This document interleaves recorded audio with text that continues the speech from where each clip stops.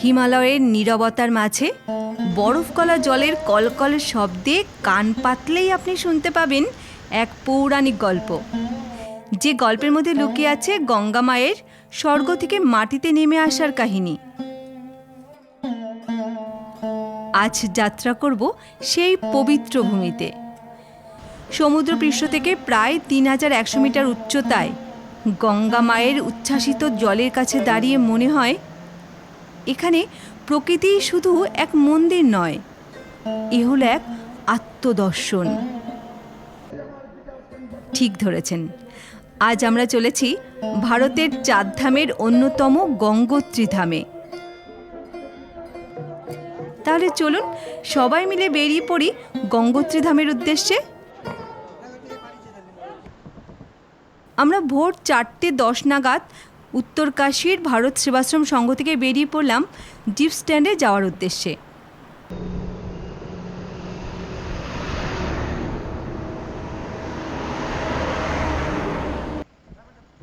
হাঁটতে হাঁটতে আমরা চলে এলাম উত্তরকাশীর জিপ স্ট্যান্ডে।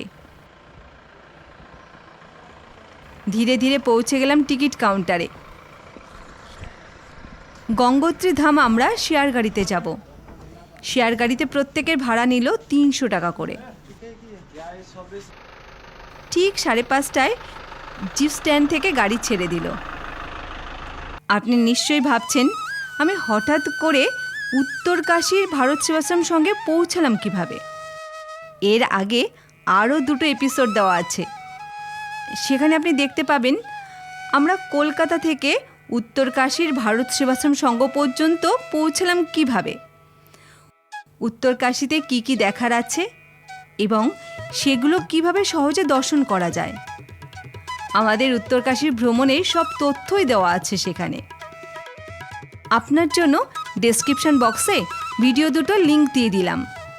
আশা করি ভালো লাগলে অবশ্যই কমেন্ট করে জানাবেন। গাড়ি ছাড়তেই মনের মধ্যে দারুণ একটা উত্তেজনা অনুভব করছি। বহুদিনের চেষ্টার পর উত্তরকাশীতে পৌঁছেছি। এখন আবার চলেছি আমার আপনার স্বপ্নের জায়গা গঙ্গোত্রী ধামের উদ্দেশ্যে।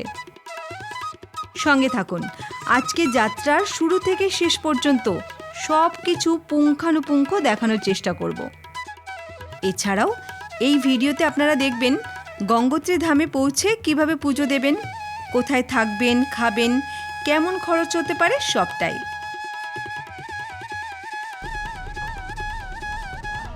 আমাদের সাথে যেতে যেতে দূরের পাহাড়ের রেঞ্জগুলোর মধ্যে তাকিয়ে দেখুন, সূর্যের আলোর ছটা বেরিয়ে আসছে।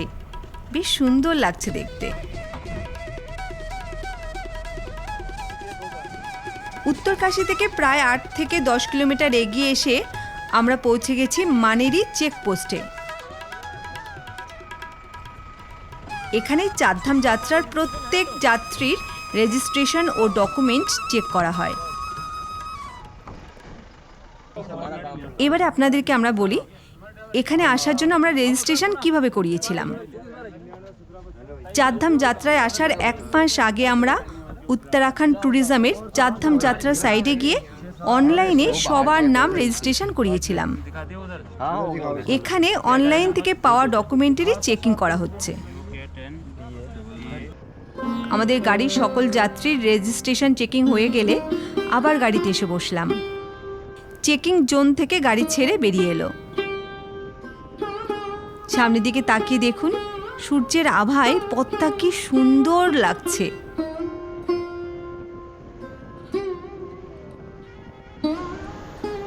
গাড়িতে করে কিছুটা আসার পর গাড়ি থেকে আমরা নেমে পড়লাম মানেরি ড্যাম্পের কাছে।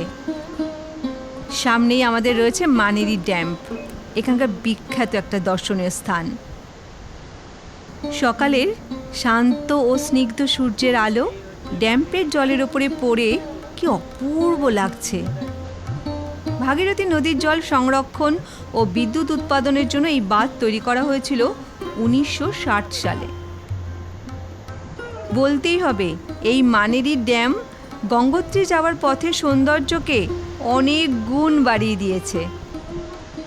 মিনিট 15 পর আমরা আবার সবাই গাড়িতে এসে বসলাম এবং গাড়িও ছেড়ে দিল। মানেরি ড্যামটা পার হয়ে কিছুটা আসার পর থেকে দেখেছেন রাস্তাটা ধীরে ধীরে আরো সুন্দর হয়ে উঠছে। এ পথের কম্বিনেশনটা একটু খেয়াল করুন। সামনে পাহাড়ের চূড়ার ফাঁক থেকে ছিটকে পড়ছে সূর্যের আলো। সেই মিঠেল আলোয় রাস্তাটা রঙিন হয়ে উঠেছে। আর বাদিকে পাহাড়ের দেওয়াল, ডান দিকে জঙ্গলে ঘেরা পাহাড়, আর তার পাদদেশ দিয়ে বয়ে চলেছে পবিত্র ভাগীরথী। এক কথায় অনবদ্য দৃশ্য। এই পথ ছাড়া বোধহয় এমন দৃশ্য পাওয়া খুবই কঠিন। গাড়িতে করে আরো কিছুটা এগিয়ে আসার পর হঠাৎ চোখ পড়ল ডান দিকে। এই যাত্রাপথের প্রতিটা মুহূর্তই ক্যামেরাবন্দি করার মতন। অনেকটা পথ আসার পর এবারে রাস্তাটা কিন্তু খুব সরু হতে শুরু করেছে। বাঁদিকে ভগ্ন পাহাড় আর ডান দিকে গভীর খাদ।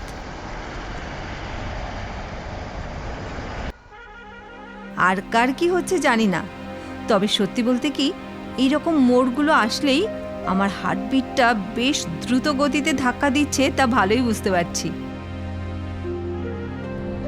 সরু রাস্তা পেরিয়ে 7:30 নাগাদ ভাটোয়ারিতে এসে পৌঁছালো আমাদের গাড়ি, আর আমরা পেয়ে গেলাম টি ব্রেক।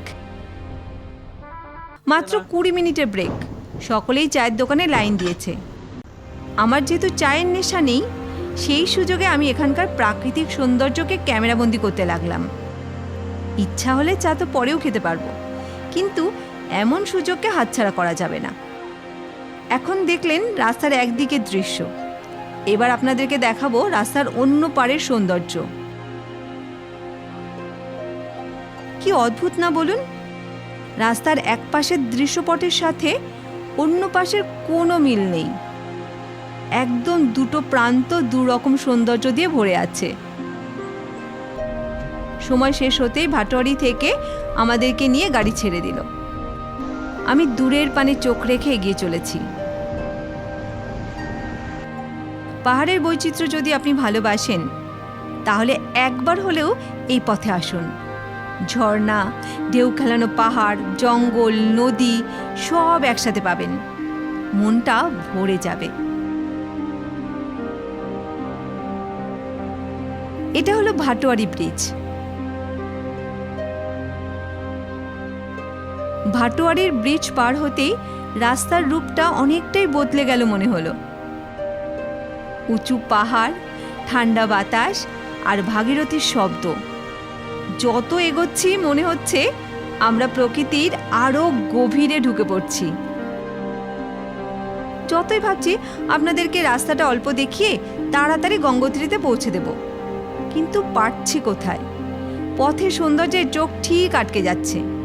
যেমন এই দিকটা দেখুন, সূর্যের আলোতে পাহাড়গুলো যেন স্নান করছে। কি অদ্ভুত সুন্দর লাগছে। এই দৃশ্যগুলো আপনাদেরকে না দেখালে আমারও যেমন ভালো লাগবে না, আবার আপনারা না দেখলেই বা কিভাবে বুঝবেন এই পথে মানুষ কেন বারবার ছুটে আসে। এই পথে মাঝে মাঝে ব্রিজ পেরোতে হচ্ছে ভাগীরথীকে পেরাবার জন্য। আর ব্রিজ পেরানোর পর একটা বিশেষত্ব হলো ভাগীরথী কখনো ডান দিকে আবার কখনো বাঁদিকে বয়ে চলেছে শান্ত গতিতে।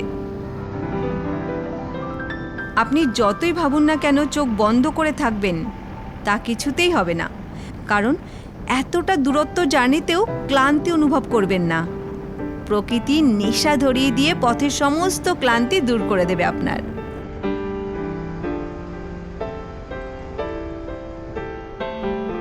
এই দেখুন, আমরা বিখ্যাত হার্শিল ভ্যালিকে পেছনে ফেলে গঙ্গোত্রীর দিকে এগিয়ে চলেছি। এই হার্শিল ভ্যালিও কিন্তু সৌন্দর্যের ভান্ডার, তাই এখানে অনেক যাত্রী স্টে করেন। এ পথের প্রতিটা মোড় পেরোলেই প্রকৃতি নতুন নতুন রূপে ধরা দিচ্ছে। কি সুন্দর শান্ত শোভা চারদিকে। এই উত্তরকাশী থেকে গঙ্গোত্রীর পুরো রাস্তাটা জুড়ে এত প্রাকৃতিক শোভা দেখতে পাচ্ছি যে ভীষণ ভালো লাগছে। এই যে আমরা আরো একটা ব্রিজ এসে পড়লাম। কি গভীর খাদ দেখেছেন? ড্রাইভার দাদা এবার আমাদেরকে জানালো গন্তব্যস্থল থেকে আমরা আর বেশি দূরে নেই, প্রায় চলেই এসেছি। ভয়, ভালো লাগা এবং রোমাঞ্চকতা সবকিছু মিলিয়ে এ এক দারুণ অভিজ্ঞতা আমার। আজকে কিন্তু আমরা প্রচুর দেবদারু আর চির গাছ দেখতে পেয়েছি, আর এই গাছগুলোই যে পথের সৌন্দর্য অনেক গুণ বাড়িয়ে দেয় সেটা বলার কোনো মানেই আসে না। এই পুরো রাস্তাটা এনজয় করতে করতে অবশেষে আমরা পৌঁছে গেছি গঙ্গোত্রী জিপ স্ট্যান্ডের একদম কাছাকাছি। জানলাম এখান থেকে মাত্র 2 কিলোমিটারের দূরত্ব। এত দূর থেকেই কত গাড়ি সারি দিয়ে দাঁড়িয়ে আছে দেখতে পাচ্ছেন। তার মানে অনেক ভক্তরা এসেছে আজকে গঙ্গোত্রী ধাম দর্শনে। সারি দিয়ে থাকা গাড়িগুলোকে দেখতে দেখতে অবশেষে গেট থেকে ঢুকে পড়লাম জিপ স্ট্যান্ডে, গঙ্গোত্রী জিপ স্ট্যান্ডে। 10:40 নাগাদ গাড়ি এসে দাঁড়ালো স্ট্যান্ডে। এই স্ট্যান্ডটাও কিন্তু বেশ বড়। লাগেজ নিয়ে এবার এগিয়ে চললাম গঙ্গোত্রী ধাম দর্শন করার জন্য টোকেন নিতে, কারণ টোকেন নিয়ে তবে গঙ্গোত্রী ধাম দর্শনে যেতে হয়। ফোনের রেজিস্ট্রেশন দেখিয়ে এখান থেকে টোকেন সংগ্রহ করতে হচ্ছে।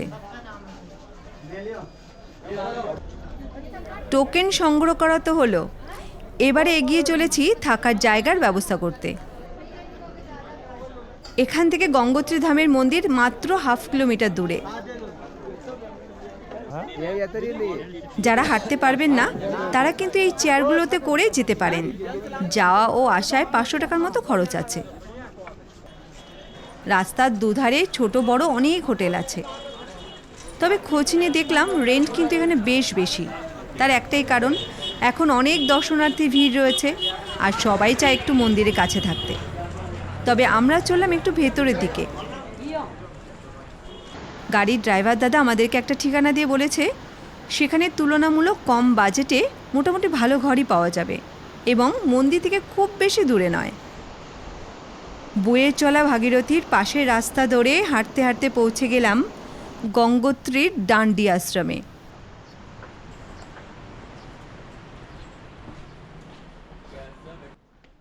আশ্রমটা কিন্তু মোটামুটি বেশ বড়। ওপরের দিকে ও নিচের দিকে অনেকগুলো যাত্রী নিবাস আছে। অফিসে যোগাযোগ করে রুমের ব্যবস্থা হতে এগিয়ে চললাম রুমের দিকে। ঢুকে পড়লাম রুমে। 3 বেডরুম, সাথে অ্যাটাচ টয়লেট। লাগেজ রেখে বাইরে বেরিয়ে এলাম। দেখলাম ডান্ডি আশ্রমের বাইরের চত্বরটা খুব শান্ত। এখানে নিয়মিত পূজার্চনা চলে এবং যজ্ঞ করার একটা সুন্দর বেদিও আছে। আশ্রমে খাওয়া দাওয়া সেরে নিলাম। মিনিট 15 রেস্ট নিয়েই বেরিয়ে পড়লাম।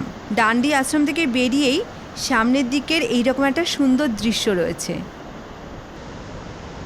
চলেছি অনেক দিনের আকাঙ্ক্ষিত স্থান দর্শনে, গঙ্গোত্রী ধামে গঙ্গা মায়ের কাছে।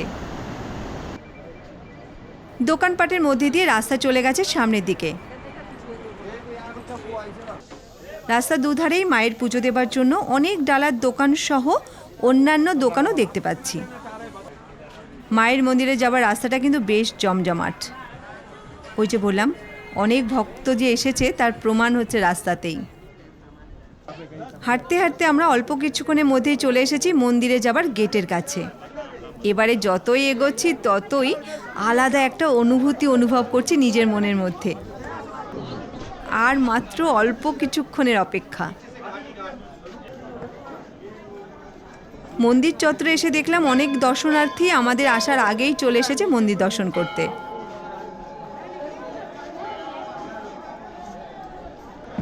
এবারে আমি মন্দিরের সামনে এসে কিছুক্ষণ স্থির হয়ে দাঁড়িয়ে রইলাম। উত্তরকাশী থেকে এই পর্যন্ত মনের মধ্যে যে চরম উত্তেজনা দানা বেঁধেছিল, এক মুহূর্তেই সব কিছু মিলিয়ে গেল মন্দির চত্বরে পৌঁছেই। আমি যে ভাবতেই পারছি না এ আমি কোথায় এসে পৌঁছেছি। এ যেন স্বর্গভূমি।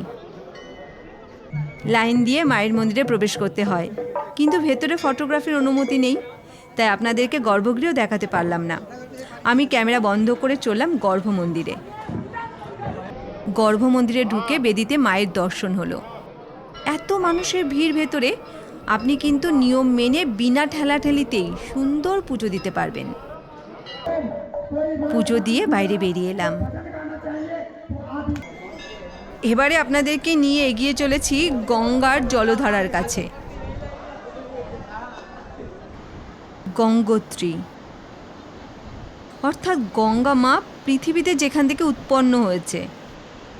গঙ্গা মা সমতলে কীভাবে আবির্ভাব হয়েছিল সে কাহিনী তো আপনাদের জানা, তবুও একটু বলতে ইচ্ছে করছে, তাই পুরাণ কাহিনীটা একটু শোনাই।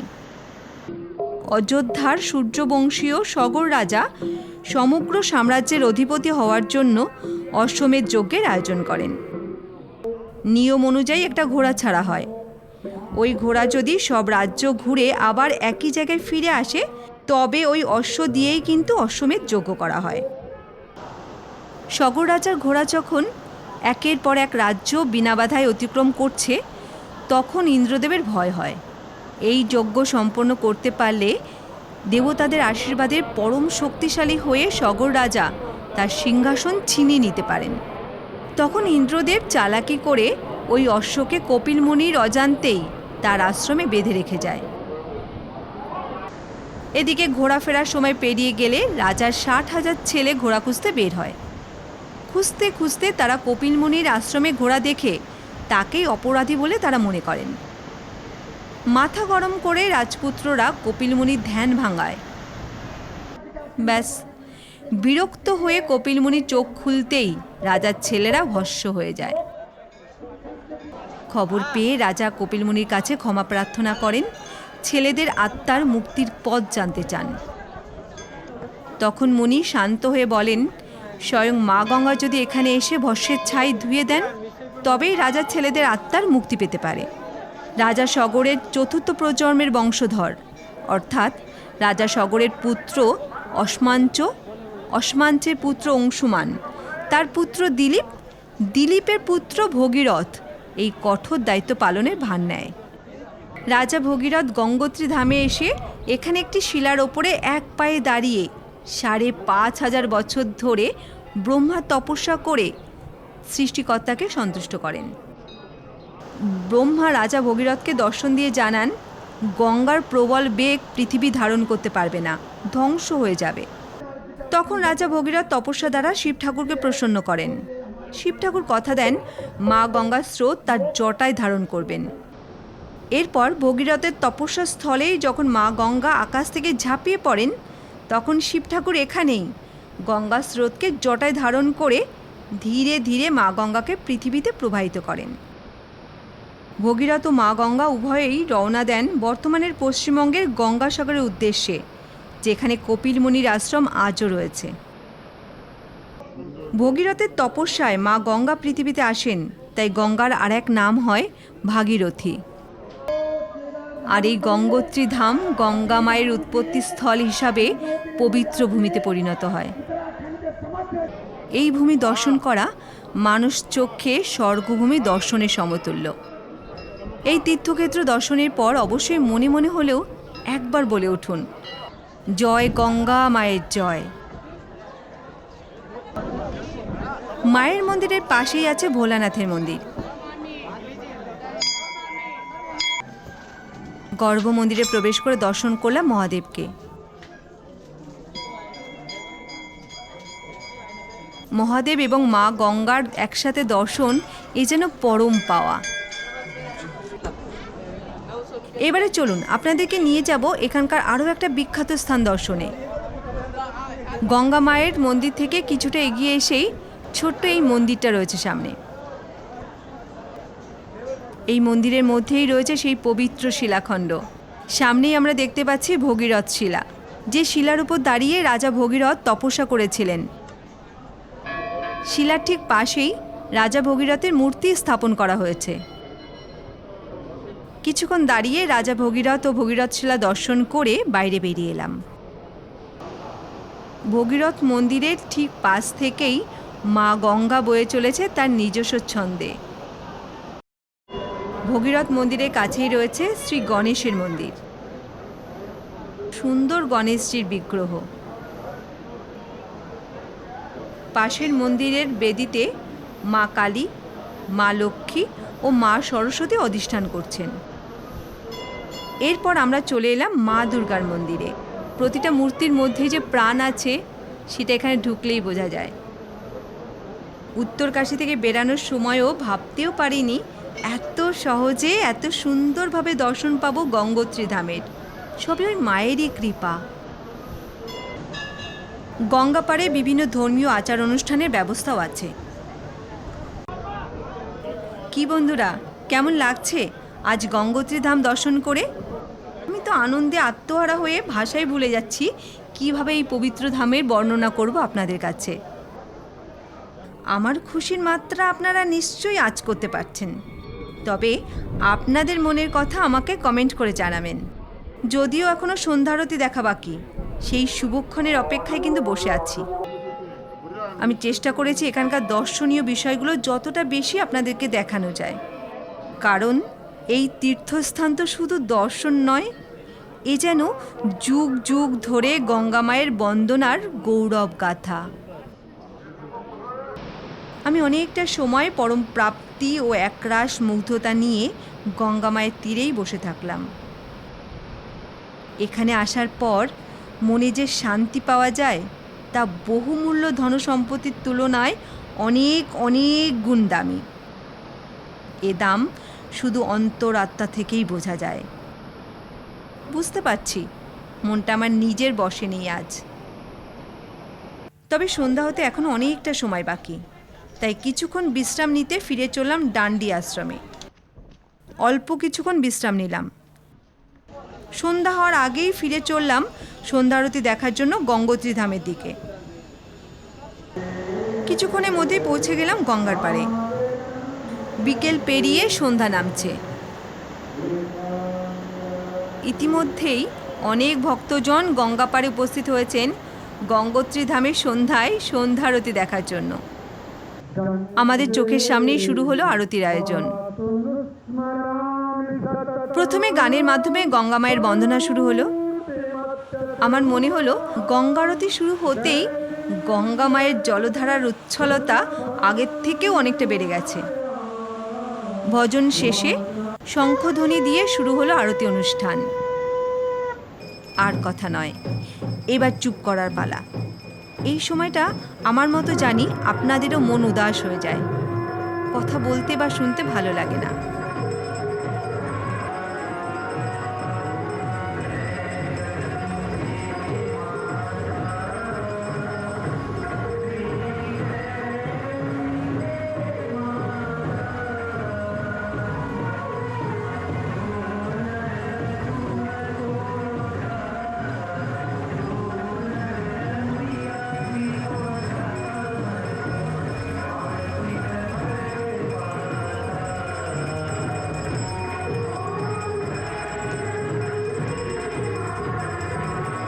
আরতি শেষে পুষ্পাঞ্জলি পর্ব।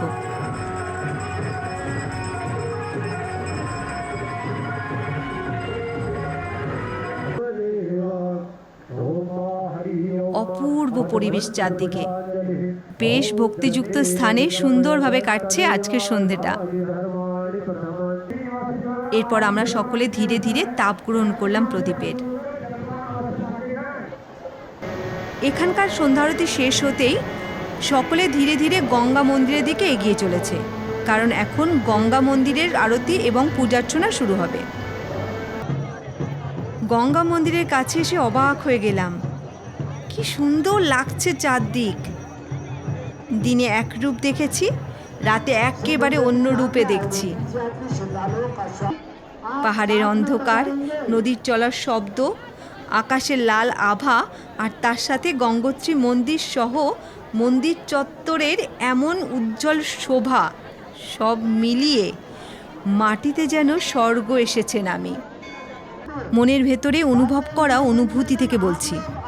গঙ্গোত্রী ধামের রাতের এই সৌন্দর্য, এই আধ্যাত্মিক পরিবেশ আমাকে মুহূর্তের মধ্যেই নিয়ে গেছে অজানা এক মায়াবী জগতে। কত ভক্তরা এসেছে এখানে দেখেছেন, প্রত্যেকেই কিন্তু কি সুন্দর শান্তভাবে দাঁড়িয়ে আছে। কোনো হুড়োহুড়ি নেই, নেই কোনো ওভারটেক করে ফটোগ্রাফির ব্যস্ততা। সকলেই ডুব দিয়েছে ভক্তির সাগরে। বারবার ওই একটা কথাই মনে হচ্ছে, এ কোথায় এসে পড়লাম। এত ভালো কিছু যে আজকে আমার জন্য অপেক্ষা করছিল ভাবতেই পারছি না। খুশিতে আনন্দে আত্মহারা হয়ে নিজের অজান্তেই চোখের জল গড়িয়ে পড়ছে অনুভব করলাম। রাত্রে গঙ্গোত্রী যেন শুধু একটি স্থান নয়, একটা মন্দির নয়, এ এক অনুভূতি, শান্তি, ভক্তি আর প্রকৃতির মিলনস্থল। মন্দিরের পূজার্চনা শেষ হতেই স্বপ্নের জগৎ থেকে বাস্তবে ফিরে এলাম। এবারে আবারও এলাম মহাদেব মন্দিরের কাছে। মহাদেবকে প্রণাম জানিয়ে এবং গঙ্গা মায়ের মন্দিরের সামনে এসে মাকে প্রণাম জানিয়ে বেরিয়ে পড়লাম মন্দির চত্বর থেকে। দোকানপাট দেখতে দেখতে ফিরে চললাম আমাদের ডান্ডি আশ্রমের দিকে। পথে যেতে যেতেই আপনাদেরকে বিদায় জানালাম। সম্পূর্ণ ভিডিওটা আমাদের সাথে থাকার জন্য আপনাকে ধন্যবাদ। দেখা হবে আগামী পর্বে গঙ্গোত্রী ধামের সাইট সিন দর্শনে, কারণ এখানে সত্যযুগ দাপর যুগের অনেক দর্শনীয় স্থান আজও রয়েছে। সে আর এক অভিজ্ঞতার সাক্ষী হব আমরা। গঙ্গা মায়ের কৃপায় আমরা প্রত্যেকে যেন সুস্থ ও শান্তিতে থাকি, সেই প্রার্থনা রইল। সবাই ভালো থাকবেন। চলুন গঙ্গা মাকে প্রণাম জানিয়ে আমরা সবাই একসাথে বলে উঠি, জয় গঙ্গা মায়ের জয়, জয় গঙ্গোত্রী ধামের জয়।